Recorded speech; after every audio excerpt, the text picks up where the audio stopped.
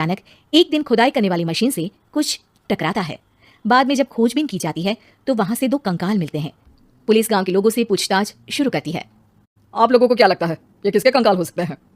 अरे साहब, हमें क्या पता ये किसके कंकाल है, आप ही लोग पता लगाइए, हम लोग तो बहुत ज़्यादा डरे हुए हैं। हाँ, हमारी फॉरेंसिक टीम अभी आ रही है। ये बताओ कि इस गांव के रहने वाला कोई जोड़ा गायब तो नहीं ना? क्योंकि शुरुआती जांच में तो ये बात सामने आ रही है कि एक कंकाल किसी पुरुष का है तो एक किसी महिला का। साहब, हमें तो बहुत डर लग रहा है। ऐसे कंकाल मिलने का मतलब गांव के आसपास ही किसी की हत्या हुई है या फिर किसी को जलाकर मार डाला गया है। हाँ साहब, हम अपने परिवार को लेकर बहुत ही ज़्यादा परेशान हैं। देखिए, आप लोगों की परेशानी हम समझ सकते हैं, लेकिन आप लोगों को पुलिस का सहयोग करना होगा, क्योंकि आपके सहयोग के बगैर हम ये पता नहीं लगा सकते हैं कि आखिर ये किसके कंकाल है और इनकी हत्या किसने की। ठीक है साहब, गांव के लोग आपका पूरा सहयोग करेंगे। हाँ साहब, पूरा सहयोग करेंगे। तो फिर ठीक है, हम अपनी जांच शुरू कर देते हैं। कुछ दिन बाद जांच रिपोर्ट आ जाती है। पता चलता है कि ये कंकाल करीब 20 साल पुराने हैं, यानी 20 साल पहले किसी जोड़े की हत्या कर शव को यहाँ पर दबा दिया गया था। इंस्पेक्टर राघव, ये बताओ कि 20 साल पहले की मर्डर मिस्ट्री क्या आप सुलझ सकती है? हाँ सर, क्यों नहीं, लेकिन अब सबूत और गवाह काफी मिट गए होंगे। मुश्किल तो होगी, लेकिन शायद किसी परिवार को इंसाफ मिल सके। इंस्पेक्टर राघव, आप बिल्कुल सही कह रहे हैं। किसी परिवार को तो इंसाफ मिलेगा ही और किसी को उसके किए की सजा भी मिलेगी। जी सर, मैंने तो जांच शुरू भी कर दी है। 20 साल पहले इस गांव के 2 जोड़े अचानक कहीं गायब हो गए थे। मैंने दोनों ही परिवारों के बाकी के सदस्यों से बातचीत शुरू की तो उन्होंने बताया कि उनके बच्चे शहर गए थे लेकिन आज तक वापस नहीं लौटे हैं। लेकिन ये दोनों शव किस परिवार के सदस्यों के हैं, ये कैसे पता चल सकेगा? सर, मैंने डीएनए टेस्ट करवा लिया है, आज शाम तक इसकी रिपोर्ट भी आ जाएगी। अच्छा, ठीक है।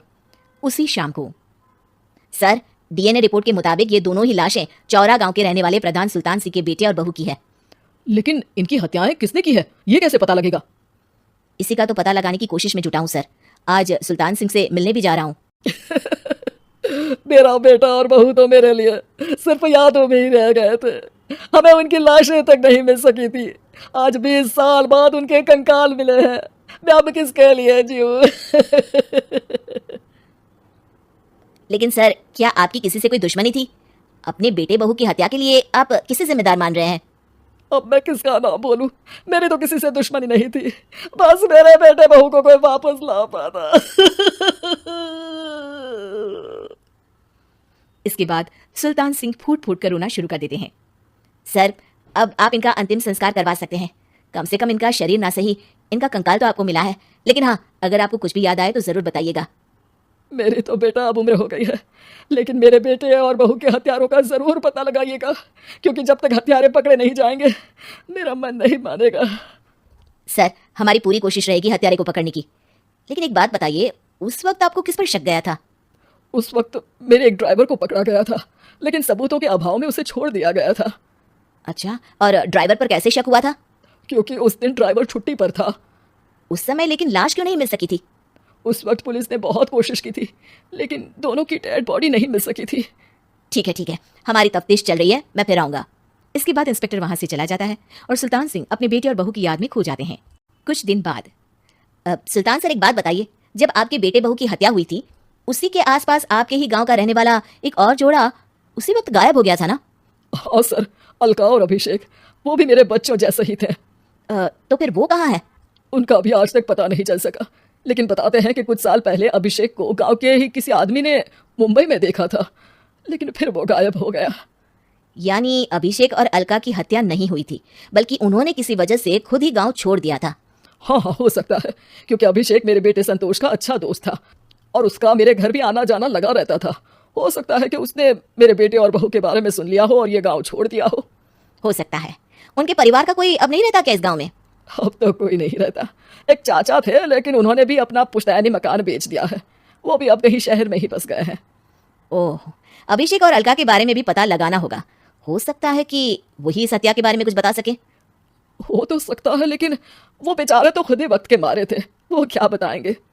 फिर भी सर, जब केस दोबारा खुला है तो जांच तो करनी ही पड़ेगी, और इस बार तो लाशें भी बरामद हुई है। कुछ दिन तक लगातार तफ्तीश चलती रही। एक दिन थाने से सुल्तान सिंह को फोन आता है। हाँ, कौन बोल रहा है? सर, मैं कांस्टेबल तुलाराम बोल रहा हूँ थाने से। आपको थाने आना पड़ेगा। थाने? लेकिन क्यों? सर, किसी की पहचान करवानी है।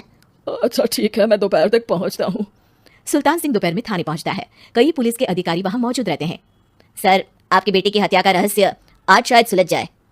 अच्छा इंस्पेक्टर राघव, पर वो कैसे? सर, उस आदमी को देखिए, क्या वही अभिषेक है? सुल्तान सिंह की आंखों में हैरानी से आंसू आ जाते हैं। हाँ सर, यही अभिषेक है। ये आपको कहाँ से मिला? सिर्फ अभिषेक ही नहीं, बल्कि इसकी पत्नी अलका भी इसके साथ है। मैडम, जरा अभिषेक की पत्नी को लाइए।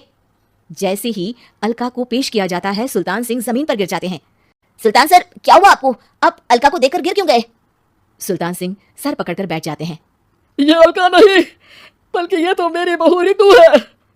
पूरा थाना एक दूसरे का मुंह देखने लगता है। क्या? इसके बाद हर किसी को दो कंकाल और हत्या का रहस्य समझ में आ गया। अभिषेक और रितु ने मिलकर संतोष और अलका की हत्या की थी और लाश को जमीन के नीचे दबा दिया था। आज 20 साल बाद इस हत्या का रहस्य खुल सका था कि अवैध प्रेम संबंध में दो मासूमों की जान गई थी।